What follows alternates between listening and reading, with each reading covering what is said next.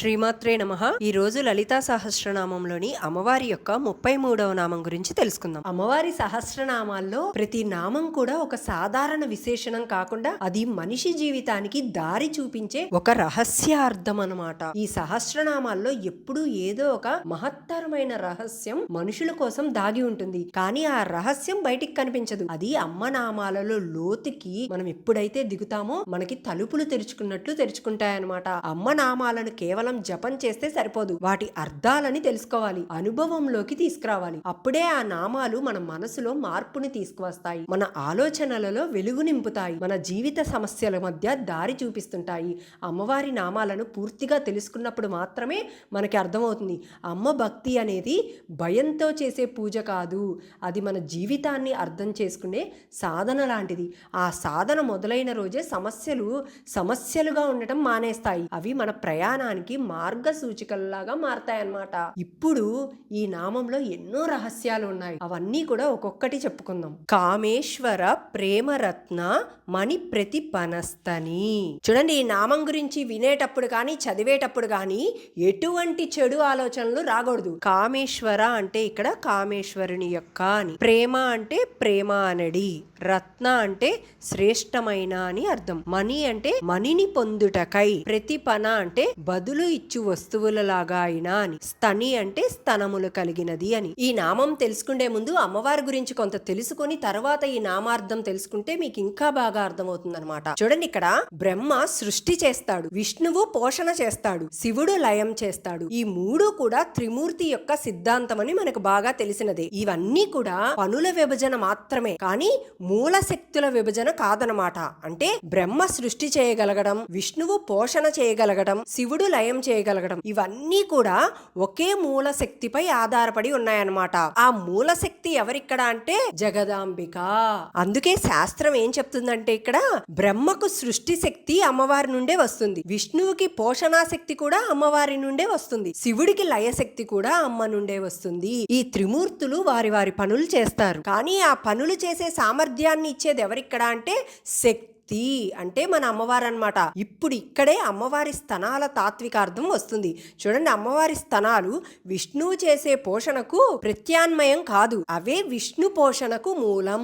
ఇక్కడ విష్ణువు జగత్తును పోషిస్తాడు, కానీ ఆ జగత్తు మొదట నిలబడే శక్తి ఎవరిక్కడ అంటే అమ్మవారి స్తన్య రూపంలోనే ఉంటుంది అని గుర్తుపెట్టుకోవాలి. ఇక్కడ శిశువు జన్మించినప్పుడు విష్ణువు అవసరం మనకు ఉండదు. మొదట ఎవరు అవసరం ఉంటది శిశువుకి అంటే అమ్మ యొక్క స్తన్యమే. ఆ స్తన్యమే ప్రాణాన్ని నిలబెడుతుంది, శరీరాన్ని బలపరుస్తుంది, మనసుకు భద్రతనిస్తుందన్నమాట. అందుకే ఇక్కడ ఉపనిషత్తులు అన్నం పరబ్రహ్మ స్వరూపం అని చెప్తారు. అన్నం అంటే భోజనం కాదు, జీవనాన్ని నిలబెట్టే మొదటి శక్తి అన్నమాట. అటువంటి ఆ అన్నం మొదటి రూపమే ఇక్కడ స్తన్యము. ఈ నామంలో అమ్మవారి స్తనాల గురించి చెప్పేటప్పుడు అమ్మవారికి ఇవన్నీ కూడా శరీర అవయవాలు అని మనం అనుకోకూడదు. ఏమనుకోవాలి మరి ఎక్కడ అంటే అవి జీవనాధారానికి మూలాలు అని గుర్తుపెట్టుకోవాలి. విష్ణువు చేసే పోషణ కాలంలో జరుగుతుంది, కానీ అమ్మవారు చేసే పోషణ కాలానికి ముందే మొదలవుతుందన్నమాట. కాలంలో జరిగే పోషణకు విష్ణువు అయితే కాలానికి ముందే జరిగే పోషణకు అమ్మ అని ఇక్కడ చెప్తున్నారనమాట. కాబట్టి ఈ నామాన్ని ఎలా చెప్పుకోవచ్చు మనం అంటే చూడండి, బ్రహ్మ సృష్టి చేస్తారు, విష్ణువు పోషణ చేస్తారు, శివుడు లయం చేస్తారు, కానీ ఈ మూడు జరగాలంటే ముందు జీవం నిలబడాలి. ఆ జీవాన్ని నిలబెట్టే మొదటి శక్తి ఎవరిక్కడ అంటే అమ్మవారి యొక్క స్తన్యతత్వం. అందుకే త్రిమూర్తుల కంటే ముందు శక్తిని నమస్కరిస్తారు. అందుకే లలితా సహస్రనామంలో ఈ నామం ద్వారా అటువంటి సత్యాన్ని మనకి గుర్తు చేస్తున్నారు. సృష్టి పోషణ లయం అన్నీ కూడా కనిపించే ప్రక్రియలు, కానీ వాటన్నిటికీ ఆధారమైన మౌన శక్తి ఎవరిక్కడ అంటే అమ్మవారు. ఇప్పుడు నామార్థం తెలుసుకుంటే మీకు బాగా అర్థమవుతుంది అనమాట. అమ్మవారికి ఇవన్నీ కూడా శరీర భాగాలుగా మనం చూడకూడదు, అది గుర్తుపెట్టుకొని ఈ నామాన్ని చదవాలి, ఈ నామం గురించి తెలుసుకోవాలి. ఈ నామాన్ని చూస్తే మొదట మనకు కనిపించేది భార్యాభర్తల మధ్య ఉన్న అపూర్వమైన అనుబంధం. కామేశ్వరుడు కామేశ్వరి మధ్య ఉన్న ప్రేమ, త్యాగం, ఏకత్వం ఇందులో స్పష్టంగా దర్శనమిస్తాయి. కానీ శాస్త్రం ఇక్కడతో ఆగలేదు. అదే ప్రేమ, అదే త్యాగం, అదే ఏకత్వం మరొక రూపంలో ఎలా మారుతుందో కూడా ఈ నామం చూపిస్తుంది అనమాట. భర్త ప్రేమను సంపాదించడానికి భార్య త్యాగం చేసినప్పుడు అది పాతివ్రియత్యంగా కనిపిస్తుంది. అదే ప్రేమ శిశువుగా అవతరించినప్పుడు తల్లి బిడ్డల అనుబంధంగా మారుతుందన్నమాట. అంటే ఈ నామంలో ప్రేమ ఒక స్థాయిలో భార్యాభర్తల మధ్య బంధంగా ఉంటే మరొక స్థాయిలో తల్లి బిడ్డల మధ్య జీవనాధారంగా ఆహారంగా మారుతుందన్నమాట. అంటే భర్త ప్రేమ రత్నం అయితే అది తల్లి స్తన్యంగా మారి బిడ్డకు జీవనంగా ప్రవహిస్తుంది అని అర్థం. ఇక్కడ భర్త ప్రేమ రత్నం అవ్వటం అంటే ఏంటి అంటే చూడండి, ఇక్కడ భర్త ప్రేమ అనేది కేవలం భావోద్వేగం కాదు, అది భద్రత, నిబద్ధత, అంగీకారం, నమ్మకం, జీవితం కలిసి నడిపే శక్తి లాంటిదనమాట. ఈ ప్రేమ ఉంటేనే ఒక స్త్రీ తల్లిగా మారే ధైర్యాన్ని పొందుతుంది. అందుకే శాస్త్రం దీన్ని రత్నంతో పోల్చారనమాట. ఎందుకంటే ఇది దొరకటం చాలా కష్టం, ఒకవేళ దొరికినా కూడా అది నిలబెట్టడం ఇంకా కష్టం. ఇవన్నీ కూడా శరీరంలో జరిగే మార్పు లాంటిది కాదనమాట, ఇవన్నీ కూడా చైతన్య మార్పు అంటారు. ఈ భావాలే తల్లి హృదయంలో పోషణా శక్తిగా మారుతాయి. అది శరీరంలోకి వెళ్ళినప్పుడు స్తన్యంగా రూపాంతరం చెందుతుందన్నమాట. చూడండి, ఇక్కడ శిశువు పోషణ పొందుతున్నప్పుడు ఎందుకు తల్లినే గుర్తుపడతాడు అనే ప్రశ్నకు సమాధానం ఈ రోజు దొరుకుతుంది మనకి. చూడండి, అక్కడ కేవలం పాలు, ఆకలి, శరీర అవసరం కోసం కాదు. శాస్త్రం ఇక్కడ ఒక సూక్ష్మమైన రహస్యాన్ని చెప్తుంది. స్తన్యం హృదయానికి దగ్గరగా ఉండటం యాదృచ్ఛికం కాదు. హృదయం అంటే కేవలం రక్తాన్ని పంపించడమో లేదా రక్తాన్ని శుద్ధి చేయటమో అని కాదు. ఇక్కడ హృదయం అంటే చైతన్య కేంద్రం, స్మృతి కేంద్రం, అనుబంధ కేంద్రం అన్నమాట. శిశువు స్తన్యాన్ని తాగుతున్నప్పుడు అతడు కేవలం ఆహారాన్ని మాత్రమే ఇక్కడ పొందటం లేదు, తల్లి హృదయ స్పందనను కూడా అనుభవిస్తున్నాడు. అంటే తల్లి గుండె కొట్టుకుండే లయ, తల్లి శ్వాస, తల్లి ఉష్ణం, తల్లి భావం ఇవన్నీ ఒకేసారి శిశువులోకి ప్రవహిస్తున్నాయన్నమాట. అందుకే శిశువు తల్లి దగ్గర ఉన్నప్పుడు చాలా ప్రశాంతంగా, ఎటువంటి భయం లేకుండా హాయిగా నిద్రపోతాడనమాట. ఇది శరీరానికి వచ్చిన ఆహారం వల్ల కాదు, హృదయం నుండి వచ్చిన భద్రత వల్ల అన్నమాట. తల్లి స్తన్యాలు హృదయానికి దగ్గరగా ఉండటం వలన పోషణ అనేది ఒక బాహ్య చర్యగా కాకుండా హృదయ సంబంధంగా మారుతుందన్నమాట. శిశువు మనసులో మొదటి ఏర్పడే స్మృతి ఆకలి, సంతృప్తి కాదు, హృదయ సాన్నిహిత్యం అని అర్థం చేసుకోవాలి. అందుకే శిశువు పెరిగిన తరువాత కూడా తల్లి ముఖం, తల్లి స్వరం, తల్లి స్పర్శ అతడిలో గాఢమైన భావాన్ని కలిగిస్తాయి. తండ్రి ప్రేమ కూడా అవసరమే, కానీ తల్లి ప్రేమ మొదటిసారి జీవానికి అసలైన భద్రతని ఇస్తుంది. ఈ భద్రతాభావం హృదయ స్థాయిలో ఏర్పడుతుందన్నమాట. అందుకే ఇక్కడ స్తన్యాలు హృదయానికి దగ్గరగా ఉంటాయి. దీనినే జీవశాస్త్రం అని చెప్పకుండా సృష్టి శాస్త్రం అని చెప్తారనమాట. ఇక్కడ ఇదే కారణంగా పరమేశ్వరి అయిన లలితాంబిక తన ప్రేమను హృదయంలో ధరించానని చెప్పటానికి హృదయానికి దగ్గరగా ఉన్న స్తన్యాలను ప్రతీకగా చూపించారనమాట. అంటే శివుడి ప్రేమ హృదయంలో స్థిరపడింది కాబట్టి ఆ ప్రేమ నుండి వచ్చిన పోషణే జీవంగా మారుతుంది అని ఇక్కడ అర్థం. మానవ స్థాయిలో తల్లి బిడ్డల బంధం అయితే విశ్వస్థాయిలో జగన్మాత జీవుల బంధం కూడా ఇదే తత్వంపై పనిచేస్తుంది. అందుకే బిడ్డకు ఆకలి తీరిన తర్వాత కూడా తల్లి దగ్గరే ఉండాలనిపిస్తుంది. ఆకలి తీరింది కానీ హృదయ బంధం ఇంకా కావాలి, ఇదే అమ్మ తత్వం. దీనినే శక్తి అని అంటారనమాట. ఈ కారణంగా శిశువు జీవితంలో మొదటి దేవుణ్ణి కాదు, తల్లినే గుర్తుపడతాడు. ఎందుకంటే దేవుడు చైతన్యం అయితే తల్లి ఆ చైతన్యానికి మొదటి అనుభవం కనుక. దానినే ఇక్కడ భర్త ప్రేమ రత్నం అయితే తల్లి స్తన్యమే దాని జీవరూపం అని చెప్పారనమాట ఇక్కడ. అందుకే ఈ నామం కేవలం దాంపత్య ప్రేమను కాకుండా ప్రేమ ఎలా సృష్టిగా, జీవనంగా, పోషణగా మారుతుందో చూపించే పరమ రహస్యం మన ముందు ఉంచుతుందన్నమాట. ఈ నామంలో కామేశ్వరుని ప్రేమ అనే ఒకే ఒక్క రత్నాన్ని పొందటానికి లలితామ్మవారు తన వద్ద ఉన్న 2 మనులను అర్పించిందన్న భావం. సాధారణంగా మనం అర్థం చేసుకునే ప్రేమ భావనను పూర్తిగా తలకిందులు చేస్తుందన్నమాట ఇది. ఎందుకంటే మన ప్రపంచంలో ప్రేమ ఎక్కువగా పొందడంగా చూస్తాం, కానీ శాస్త్రం ఇక్కడ ప్రేమను సంపాదించాలి అని చెప్తుంది. ఉచితంగా దొరికిన దానిపై మనిషికి బాధ్యత ఉండదు, విలువ కూడా ఉండదు, నిలుపుకుండే శక్తి కూడా ఉండదన్నమాట. అందుకే శాస్త్రం స్పష్టంగా చెప్పేది ఏంటంటే త్యాగం లేకుండా వచ్చినది ఏది కూడా శాశ్వతం కాదు. ఇక్కడ అమ్మవారు కూడా ప్రేమను అడగలేదు, కోరుకోలేదు, వేడుకోలేదు. అమ్మవారు ప్రేమను కొనుగోలు చేసిందనమాట. ఈ మాట చాలా లోతైనది. కొనడం అంటే తన వద్ద ఉన్న దానిలో నుంచి ఏదో ఒకటి ఇవ్వాలి. కానీ అమ్మవారు ఏమిచ్చింది? అది సాధారణమైనది కాదు, జీవనానికే మూలమైన, మాతృత్వానికే చిహ్నమైన, సృష్టిని నిలబెట్టే 2 మనులను, ఒక మనికి బదులుగా 2 మనులను ఇచ్చారనమాట. అంటే శివుడి ప్రేమ అమ్మవారి దృష్టిలో ఎంత అపూర్వమైనదో తెలుస్తుంది ఇక్కడ. పాతివ్రత్యం అంటే ఏంటంటే భర్త ప్రేమ ఇంకెవరికి చెందకూడదు, అలాగే తన ప్రేమ కూడా ఇంకెవరికి పంచకూడదు అన్న అంతర్గత స్థిరత్వమే ఇక్కడ పాతివ్రత్యం అంటే. అమ్మవారు చేసిన త్యాగం ఈ భావాన్ని మాటలతో కాదు, కార్యంతో చెప్తుంది. అమ్మవారి యొక్క ప్రేమను భాగస్వామ్యంగా కాకుండా సంపూర్ణంగా తనదిగా చేసుకోవాలని అనుకున్నారు. అందుకే ఒక మనికి 2 మనులు ఇచ్చారు ఇక్కడ. ఇది నాకు నీ ప్రేమ కావాలి అనే కోరిక కాదు, నీ ప్రేమ నాకు తప్ప మరెవరికి చెందకూడదు అనే నిశ్చయ ప్రకటన అన్నమాట. ఇక్కడ ప్రేమ పంచుకోదగినది అని భావం కాదు, అది ఏకత్వానికి మార్గం అన్నమాట. ఇదే భావం శివుణ్ణి కూడా ఏకపత్ని వ్రత్యానికి మూలం చేస్తుంది. శివుడు ఎన్నో రూపాలలో పూజించబడతాడు, కానీ శాస్త్రం ఎక్కడా కూడా ఆయన ప్రేమను విభజించదు. ఎందుకంటే ప్రేమను అమ్మవారు ధర చెల్లించి సంపాదించింది కనుక. ధర చెల్లించి పొందిన వస్తువు మీద సంపూర్ణ అధికారం ఉంటుంది. అందుకే శివుడి ప్రేమ అమ్మవారికి ఒక్కదానికే అని ఇక్కడ అర్థం అనమాట. లలిత అమ్మవారు తన శరీరంతో ప్రేమను కొనలేదు, ఇక్కడ తన జీవనాధారమైన శక్తితో ప్రేమను కొనుగోలు చేసింది. అందుకే అక్కడ ఆ ప్రేమ శాశ్వతమైంది. ఇక్కడ ప్రేమకు ధరగా అమ్మ ఇచ్చినది భౌతికమైనదిగా కనిపించినా అది అంతర్గతంగా అత్యున్నత త్యాగం. ఎందుకంటే స్తనాలు అంటే సుఖం కాదు, స్తనాలు అంటే బాధ్యత, స్తనాలు అంటే పోషణ, స్తనాలు అంటే మరొక జీవం కోసం తన శక్తిని ఖర్చు పెట్టడం. అటువంటి బాధ్యతను అమ్మ స్వీకరించి ప్రేమను పొందింది. అంటే ప్రేమను ఆస్వాదించటానికే కాకుండా ప్రేమను మొయ్యడానికి కూడా సిద్ధపడ్డారన్నమాట. ఇక్కడ ఇదే శాస్త్రం చూపించే గొప్ప సత్యం. ఇక్కడ ఏంటంటే ప్రేమ సుఖం కాదు, ప్రేమ అంటే ధర్మం. దేవతల దాంపత్యం ద్వారా శాస్త్రం మనుషులకు చెప్పే పెద్ద సందేశం ఇదే. ప్రేమను మాటలలో కొలవద్దు, త్యాగంలో కొలవండి. ప్రేమను భావంలో కాదు, బాధ్యతతో చూడండి. ప్రేమను పంచుకోవడం కాదు, ప్రేమను నిలబెట్టడం నేర్చుకోవాలి. అందుకే ఇక్కడ శివశక్తుల ప్రేమ సాధారణ ప్రేమ కాదు, ఇది ధర చెల్లించి సంపాదించుకున్న ప్రేమ. అందుకే ఇది అపూర్వమైనది, అఖండమైనది. అందుకే ఇది శివశక్తుల దాంపత్యాన్ని అర్ధనారీశ్వర తత్వంగా మారుస్తుందన్నమాట. అంటే ఒకరిలో ఒకరు లయమయ్యే స్థితికి తీసుకెళ్తుంది. దీనిని ఇక్కడ ప్రేమ అని అనటం కంటే ఏకత్వ సాధన అంటే సరిగ్గా సరిపోతుందన్నమాట.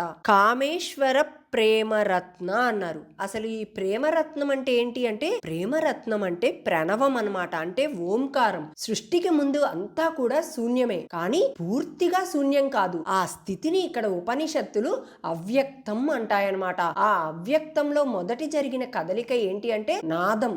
ఆ నాదానికి రూపం ఇచ్చినదే ప్రణవం, అదే ఓంకారం. అందుకే ఓంకారం అంటే శబ్దం కాదు, ఇక్కడ ఆ శబ్దానికి మూలం అని అర్థం.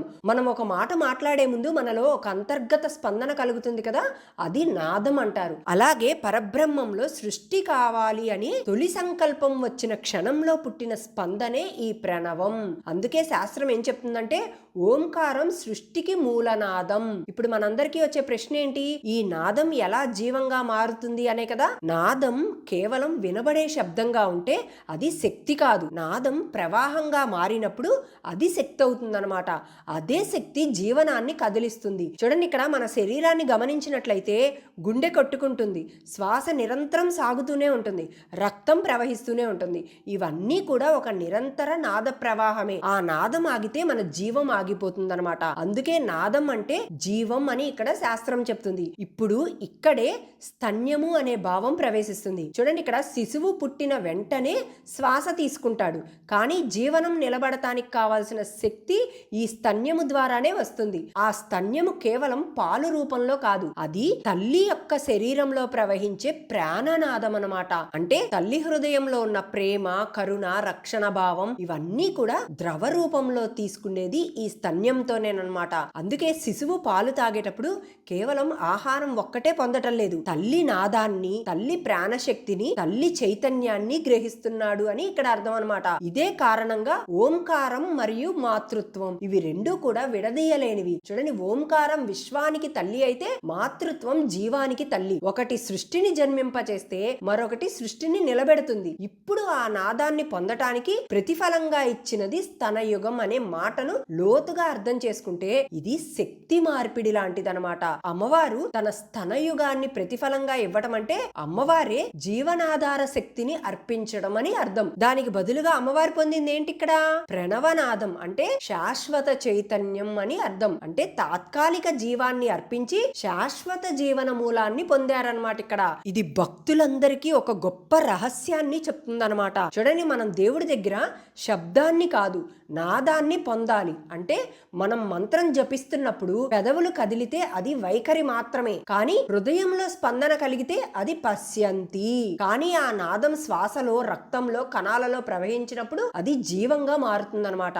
అప్పుడు మంత్రాన్ని మనం జపించడం కాదు, మంత్రమే మనల్ని జీవింపచేస్తుంది అని అర్థం. ఇదే మాతృత్వం కూడా చేసే పని. చూడండి, తల్లి శిశువుని పెంచడం లేదు, తల్లి తనలోని జీవనాదాన్ని శిశువులోకి ప్రవహింపజేస్తుంది అని ఇక్కడ అర్థం. అందుకే స్తన్యము జీవంగా మారిన నాదమే అని చెప్పబడుతుంది ఇక్కడ. ఓంకారం విశ్వంలో ఎలా వ్యాపిస్తుందో తల్లి ప్రేమ కూడా శిశువులో అలానే వ్యాపిస్తుంది. ఒకటి బ్రహ్మాండ స్థాయిలో జరిగితే మరొకటి పిండాండ స్థాయిలో జరుగుతుందన్నమాట. ఈ రెండు కూడా ఒకటే సూత్రాన్ని చెప్తున్నాయి. అదే శివశక్తి తత్వం అన్నమాట. ఓంకారం లేకుండా సృష్టి లేదు, మాతృత్వం లేకుండా జీవం లేదు. పరమేశ్వరి స్తనయుగాన్ని ప్రతిఫలంగా ఇవ్వటం అంటే అమ్మ సృష్టి నిలబెట్టే బాధ్యతను స్వీకరించడం అని ఇక్కడ అర్థం అన్నమాట. మరి పరమేశ్వరుడు ప్రణవాన్ని ఇవ్వటం అంటే ఆయన సృష్టికి చైతన్యాన్ని ఇవ్వటం అని అర్థం. ఈ ఇద్దరి కలయిక వల్లే ఈ జగత్తు కదులుతుంది, జీవం శ్వాసిస్తుంది, కాలం ప్రవహిస్తుంది అని అర్థం. అందుకే ఈ నామం మనకు చెప్పే రహస్యం ఏంటంటే నీవు దేవుణ్ణి శబ్దంగా పిలవకు, నాదంగా అనుభవించు. కలియుగంలో నామజపం ఒక వరం అని మనకి శాస్త్రం చెప్తుంది. కానీ అదే కలియుగంలో ఒక ప్రశ్న కూడా మన ముందుకు వస్తుంది. ఇంతమంది నామజపం చేస్తున్నారు కదా, అయినా ఎందుకు వాళ్ళ జీవితాలలో మార్పు కనిపించడం లేదు? ఎందుకు అసంతృప్తి అలాగే ఉంటుంది? నువ్వు నామజపం చేస్తున్నావు, కానీ నామం నిన్ను జపించడం లేదు. ఇక్కడ చాలా తేడా ఉంది. కలియుగంలో నామజపం సులభం కాబట్టి చాలా మంది పెదవులపై శబ్దంగా నామాన్ని చెప్పేస్తున్నారు, కానీ ప్రాణంతో నామం చెప్పటం లేదు. పెదవులతో చెప్పిన నామం శబ్దంగా బయటకు వస్తుంది, కానీ జీవనంగా లోపలికి వెళ్ళదు. శాస్త్రం చెప్పేది ఏంటంటే ఇక్కడ నువ్వు మంత్రాన్ని పెదవులపై పెట్టకు, ప్రాణంలో పెట్టు. ఎందుకంటే పెదవులు శరీరానికి చెందినవి కాబట్టి, ప్రాణం జీవానికి చెందినది కాబట్టి. శరీరం రోజు మాట్లాడుతుంది, ప్రాణం మాత్రం నిశ్శబ్దంగానే ఉంటుంది. అటువంటిది నామం శరీరానికి పరిమితమైతే అది మాటగా మిగిలిపోతుందన్నమాట. అదే నామం ప్రాణంలోకి వెళ్తే అది జీవనాన్ని మార్చుతుంది అని ఇక్కడ అర్థం అన్నమాట. నిజమైన నామ జపం అంటే నీవు జపించడం కాదు, నామం నిన్ను జపించడం అని అర్థం చేసుకోవాలి. శ్వాస లోపలికి వెళ్ళినప్పుడు నామం అవ్వాలి, అదే శ్వాస బయటికి వచ్చినప్పుడు కూడా అదే నామం అయి ఉండాలి. ఎవరైతే ఈ స్థితికి చేరుతారో వారికి ఓంకారమే శ్వాసగా మారిపోతుందన్నమాట. అప్పుడు మనం ఎక్కడో ఒక చోట కూర్చొని జపం చేయాలనే నియమం ఉండదు. నామమే శ్వాసగా మారినప్పుడు మనం మాట్లాడినా మాట్లాడకపోయినా నిద్రపోయినా ఏ పనిలో ఉన్నా కూడా నామం ఆగదు. ఎందుకంటే అప్పుడు నామం నీ ప్రాణంలో స్థిరపడిందని అర్థం. ఇది మాటల జపం కాదు, ఇది నాద జపం అయిందని అర్థం అన్నమాట. కలియుగంలో వరం అంటే ఇదే, తక్కువ శ్రమ ఎక్కువ ఫలితం. కానీ షరతు ఒక్కటే, నామం పెదవుల దగ్గర ఆగకూడదు. మొదట ఇది చాలా కష్టంగా అనిపిస్తుంది, కానీ కొద్ది రోజులకి శ్వాసే మంత్రంగా మారిపోతుంది. అప్పుడు నామం నీ శరీరాన్ని కాదు, నీ మనస్సును కాదు, నీ జీవితాన్ని తాకుతుంది. అప్పుడు మీలో మార్పు మొదలవుతుందన్నమాట. ఇక్కడే శాస్త్రం ఇంకొక రహస్యమైన మాట కూడా చెప్తుంది. చూడండి, నీవు భక్తిని మాటల్లో చూపకు, జీవనంగా మార్చు అని. కలియుగంలో మనిషి దీర్ఘ తపస్సులు చేయలేడు, పెద్ద పెద్ద యజ్ఞాలు కూడా చేయలేడు, కానీ శ్వాస తీసుకోవటం మాత్రం ఆపుకోలేం కదా. అందుకే భగవంతుడు నామాన్ని శ్వాసతో కలిపాడనమాట. నువ్వు శ్వాస తీసుకున్నంత కాలం నామం నీతోనే ఉంటుంది అని ఇక్కడ అర్థం అనమాట. అందుకే శాస్త్రం చివరికి చెప్పేది ఒకటే, నువ్వు నామాన్ని ఎన్నిసార్లు జపించావు అనేది కాదు, నామం నీ కోపాన్ని, నీ భయాన్ని, నీ అహంకారాన్ని ఎన్నిసార్లు తగ్గించిందో అనేదే ముఖ్యం అనమాట. అదే ఈ నిజమైన కలియుగ వరం అంటే. ఈ నామంలో ఇంకొక రహస్యం ఏంటంటే, జీవుడు దేవుణ్ణి చేరాలంటే కూడా రెండు ఇచ్చి ఒకటి పొందాలి అని ఈ నామం చెప్తుందన్నమాట. ఏంటి ఇక్కడ రెండు ఇవ్వటం ఒకటి తీసుకోవటం అంటే, చూడండి, ఇక్కడ జీవుడి దగ్గర నిజంగా ఉన్నవి ఏవి అని లోతుగా చూస్తే అవి వస్తువులు కాదు, భావాలు కాదు, బంధాలు కాదు. అవి ఏంటి అంటే కేవలం గుర్తింపులు మాత్రమే. నేను అనే అహంకార భావం ఒకటైతే, నాది అనే స్వామిత్వ భావం రెండవది. ఈ రెండూ కూడా జీవుణ్ణి పరిమితుణ్ణి చేస్తాయి. నేను ఉన్నాను అన్న భావమే భయం తెస్తుంది, నాది ఉంది అన్న భావనే కోల్పోతామేమో అన్న ఆందోళన తెస్తుంది. వేదాంతం ఏం చెప్తుంది ఇక్కడ అంటే, ఈ రెండూ ఉన్నంత కాలం బ్రహ్మానుభూతికి రాలేరు. అందుకే అమ్మవారు చేసిన త్యాగం సాధకులకు మార్గంగా నిలుస్తుంది అని అర్థం.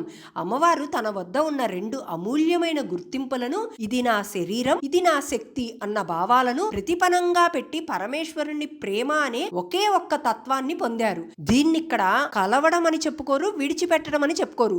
అద్వైతం అంటే ఇద్దరు కలవటం అని చాలా మంది అనుకుంటారు, కానీ వేదాంతం ఏం చెప్తుందంటే, అద్వైతం అంటే రెండూ కరిగిపోవడం అని అర్థం. చూడండి, ఇక్కడ ఒక్క చుక్క సముద్రాన్ని చేరడానికి సముద్రాన్ని పట్టుకోవాల్సిన అవసరం లేదు. తన చుక్క స్వరూపాన్ని విడిచిపెడితే చేరాలంటే సరిపోతుంది.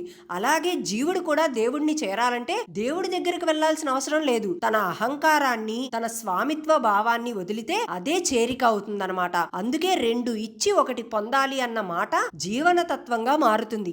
సాధనలో ఇది ఎలా పనిచేస్తుందంటే భక్తుడు మొదట తన కర్మలను అర్పిస్తాడు, తరువాత తన కోరికలను అర్పిస్తాడు, చివరికి తన గుర్తింపునే అర్పిస్తాడు.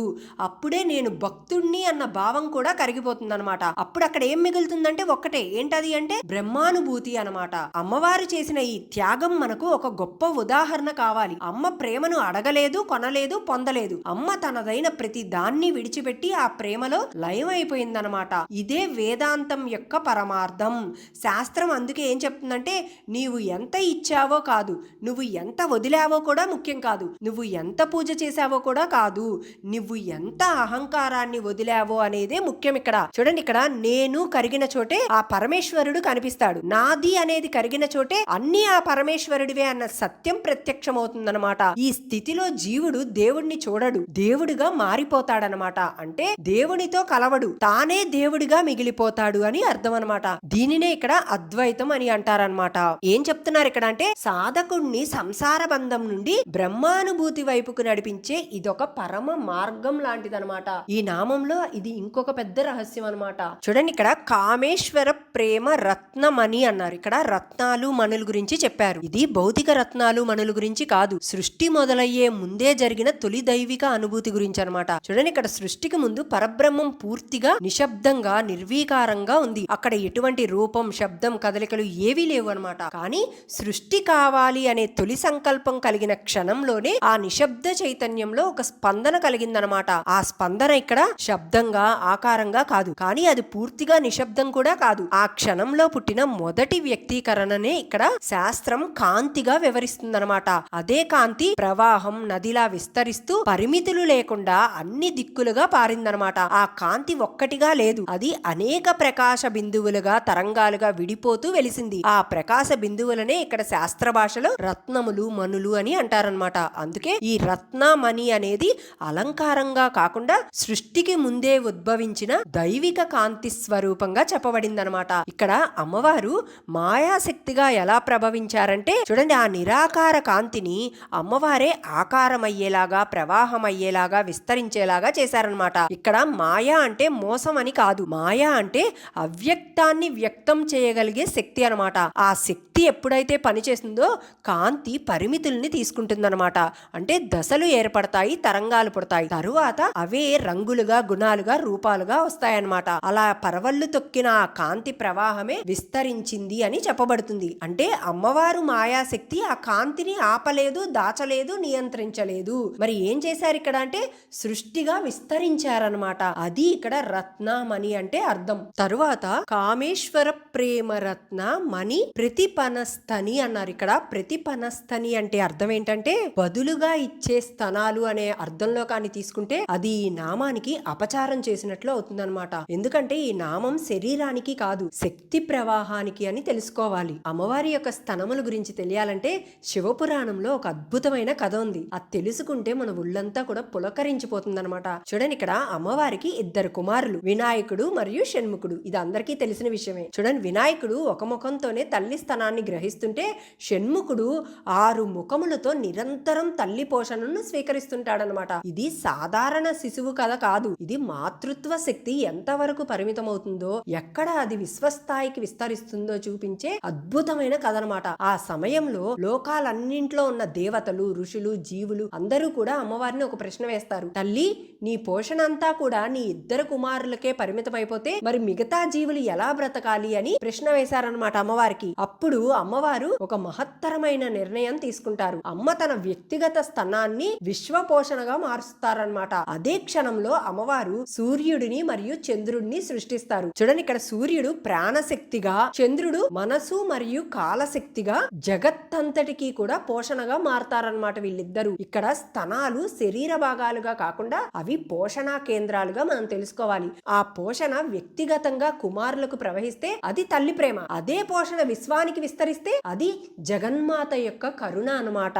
ఇప్పుడు ఈ కథను ఈ నామంలో ఎలా చెప్పొచ్చు అంటే చూడండి, అమ్మవారు తన స్తనాలను ప్రతిపనంగా ఇచ్చారు అని చెప్పినప్పుడు అది శరీర త్యాగం కాదు, అది వ్యక్తిగత వ్యక్తిగత పోషణను విశ్వ పోషణగా మార్చిన సంకల్పం అన్నమాట. వినాయకుడు మరియు షణ్ముఖుడు తల్లి యొక్క స్తనాన్ని స్వీకరించడమే వ్యక్తిగత సృష్టి స్థాయి, కానీ సూర్యుడు చంద్రుడు ఆ స్తన్యానికి విశ్వరూపం అన్నమాట. అంటే అమ్మవారు తన పోషణా శక్తిని 2 స్థాయిలలో ప్రవహింపజేశారు. ఒకటి కుటుంబ స్థాయిలో అయితే మరొకటి ఈ లోక స్థాయిలో అన్నమాట. అందుకే ఈ నామంలో ప్రతిపనస్థని అనే పదం వస్తుంది. అంటే తన వ్యక్తిగత స్థనాన్ని మాత్రమే ఇవ్వలేదు, దానికి బదులుగా సూర్య చంద్రుల రూపాలలో అనంత పోషణను ప్రతిఫలంగా ఇచ్చారు అని ఇక్కడ అర్థం అన్నమాట. ఒక చోట పరిమితంగా ఉన్న శక్తి అయితే మరొక చోట అనంతంగా అదే శక్తి మారింది. చూడండి, ఇక్కడ షణ్ముఖుడికి 6 ముఖాలు ఉండటం కూడా ఇక్కడ చాలా ముఖ్యమైన సంకేతం. 6 ముఖాలు అంటే 6 దిక్కులు, 6 శక్తి ప్రవాహాలు. అంటే ఆయన తల్లి పోషణను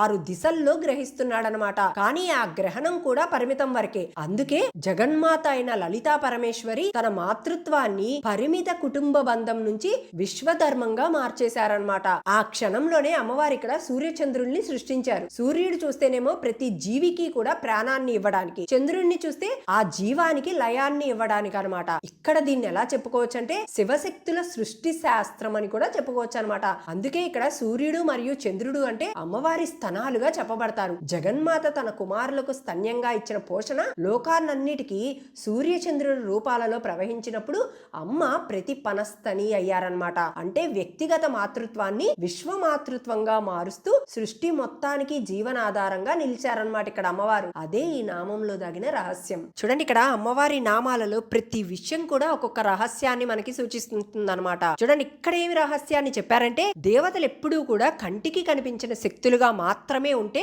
ఈ బ్రహ్మాండంలో ఉన్న జీవులకు నమ్మకం అనేది నిలవదు. మనిషి స్వభావమే అలా ఉంటుంది. కనిపించిన దానిని నమ్మటం కష్టం కనుక అనుభవంలోకి రాని దాన్ని ఆశ్రయించడం ఇంకా కష్టం కనుక అందుకే జగన్మాత అయిన లలితామ్మ ఒక అసాధారణ నిర్ణయం తీసుకుందనమాట. కంటికి కనిపించిన దేవతలుగా కాకుండా ప్రతిరోజు ప్రతి జీవి కళ్ళకి కనిపించే దేవతలుగా ఈ సూర్యుడిని చంద్రుడిని ఇచ్చారు. ఇది అమ్మవారి యొక్క దయాస్వరూపము యొక్క అనుగ్రహం అన్నమాట. మనకి చూడండి, సూర్యుడు ఉదయించగానే మనిషికి ఆశ పుడుతుంది, చంద్రుడు కనిపించగానే మన మనసుకు శాంతి కలుగుతుంది. అంటే భగవంతుడు కనిపించినా కనిపించకపోయినా ఆ దైవత్వం కనిపించాలి అనే అమ్మవారి యొక్క మాతృకరుణ ఇదేనమాట.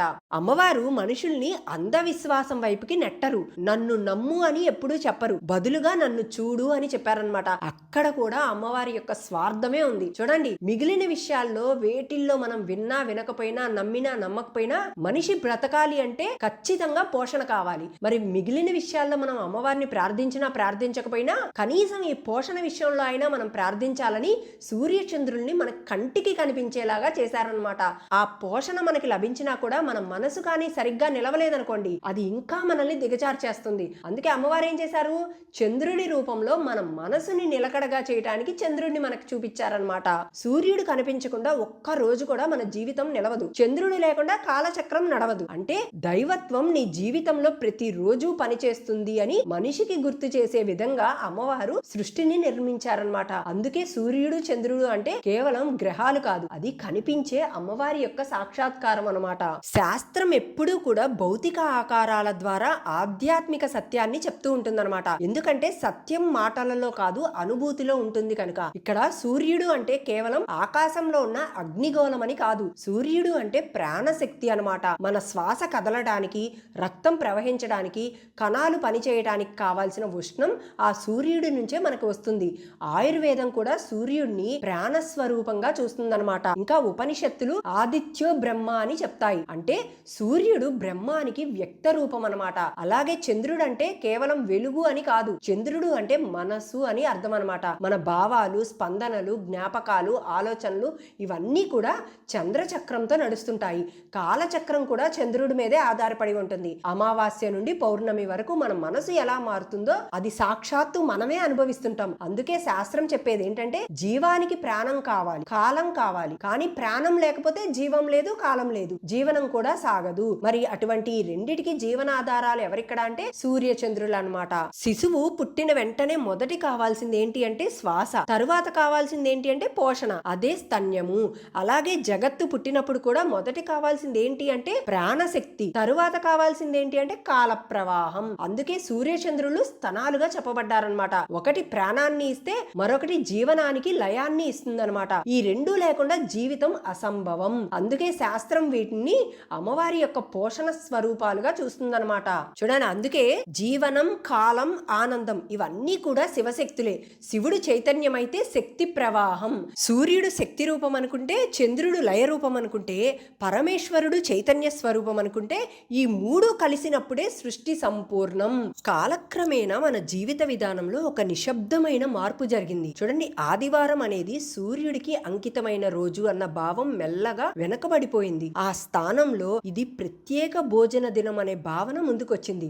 ముఖ్యంగా నాన్ వెజ్ అనేది ఆదివారానికి కేటాయించడం అని ఒక అలవాటుగా మారిందనమాట. ఇది ఎవరో కావాలని పెట్టిన నియమం కాదు. మనం మన తత్వాన్ని మర్చిపోయినప్పుడు అలవాట్లే స్వయంగా ఆ స్థానాన్ని ఆక్రమిస్తాయన్నమాట. అంటే ఇక్కడ సూర్యుడు అంటే ప్రాణశక్తి, శుద్ధి, చైతన్యం అని అర్థం.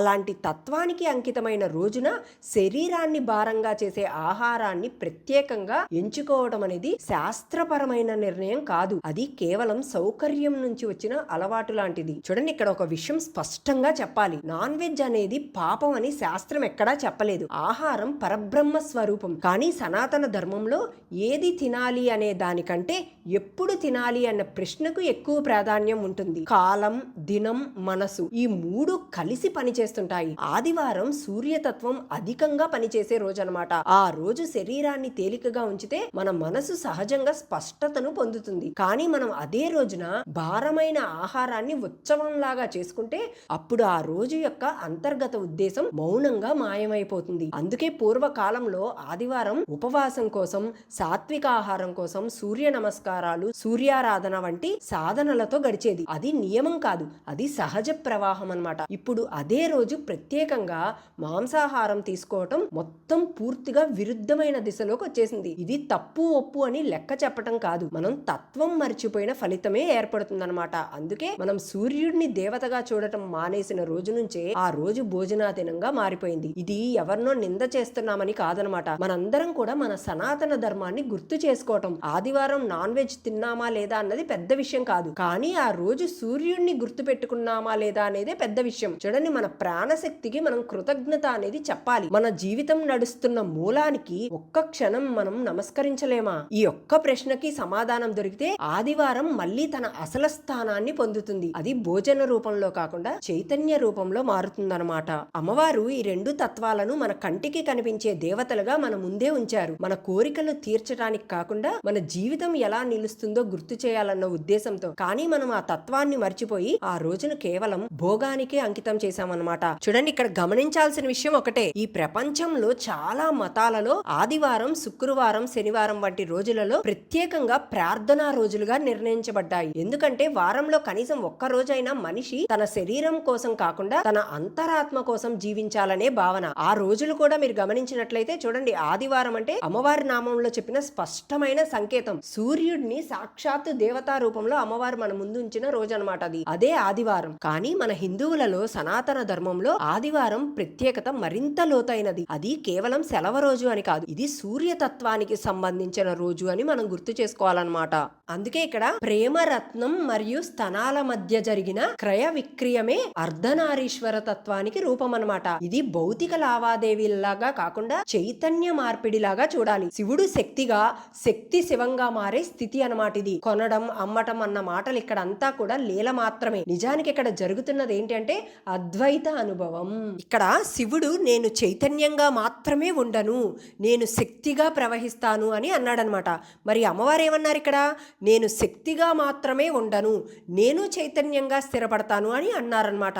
ఈ రెండు సంకల్పాలు కలిసినప్పుడే ఈ జగత్తు మొదలవుతుందనమాట. ఇక్కడ కొనడం, అమ్మటం అన్న పదాలన్నీ కూడా లీలలు మాత్రమే అని శాస్త్రం చెప్తుంది. ఎందుకంటే లీలల్లోనే మనిషి అర్థం చేసుకుంటాడు కనుక అలా చెప్పారు. నిజానికి ఇక్కడ ఎవరు ఎవరికి ఏమి ఇవ్వలేదు, ఎవరు ఎవరి నుండి ఏమి తీసుకోలేదు. ఇక్కడ జరిగింది ఏంటంటే విడిపోయినట్టు కనిపిస్తున్న ఈ రెండు సూత్రాలు కూడా తమ అసలైన ఏకత్వాన్ని గుర్తించాయి. ఇది ప్రేమ కాదు, ఒప్పందం కాదు, త్యాగం కాదు. ఇది సాక్షాత్తు ఏంటంటే సమర్పణ భావం అన్నమాట. నేనే నువ్వు, నువ్వే నేను అనే సమర్పణ. అదే అర్ధనారీశ్వర తత్వం అంటే. అది ఈ నామానికి ఉన్న అర్థం. రేపు మరొక నామం గురించి తెలుసుకుందాం. మీ అందరికీ కానీ నా వీడియోస్ నచ్చినట్లయితే లైక్ రూపంలో కానీ కామెంట్ రూపంలో కానీ నాకు తెలియజేయండి. అలానే నా ఛానల్ని సబ్స్క్రైబ్ చేసుకోండి. శ్రీమాత్రే నమః.